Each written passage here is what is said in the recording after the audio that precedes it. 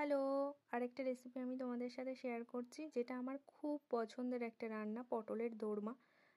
এটা অনেক দিন ধরে ভাবছিলাম যে বানাবো, কিন্তু শেষে আর বানিয়ে ওটা হচ্ছিল না। শেষমেশ আমি কাল বানিয়েছিলাম, যেটা খেতে আমার খুব ভালো লাগে।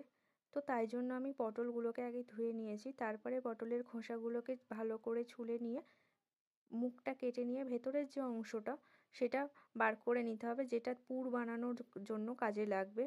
আর এই পুর বানাতে গেলে চিংড়ি মাছও লাগে, তাই জন্য চিংড়ি মাছটা আর ভেতরের অংশটা ভালো করে বেটে নিয়েছি।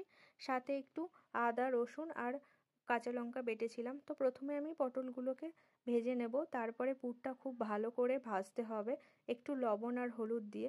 পুরটা ভাজা হয়ে গেলে সেটাকে ঠান্ডা করে পটলের মধ্যে পুরটা ভরতে হবে। এই পুরটা খেতে সবথেকে টেস্টি হয় এটা। তো দেখো, পটলের মধ্যে আমি পুরগুলো দিয়ে দিয়েছি। এবার আমি তেলে দিয়েছি গোটা জিরে, পেঁয়াজ, টমেটো, কাঁচা লঙ্কা। সেগুলো ভালো করে ভেজে নিয়ে তাতে আমি দিয়ে দেবো লবণ, হলুদ আর জিরে গুঁড়ো। সেটা খুব ভালো করে ভাজা হয়ে গেলে তাতে আমি দিয়ে দেবো একটা পেস্ট বানিয়ে রেখেছিলাম আগে থেকে, যেটা হচ্ছে সর্ষে আর পোস্ত।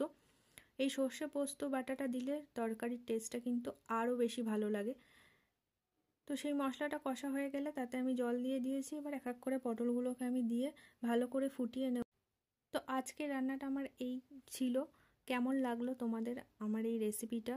আমার হয়ে গেছে এখানে পটলের দোরমা। দেখা হচ্ছে তোমাদের সাথে পরের ভিডিওতে। ততক্ষণ তোমরা খুব ভালো থেকো, সুস্থ থেকো। টাটা।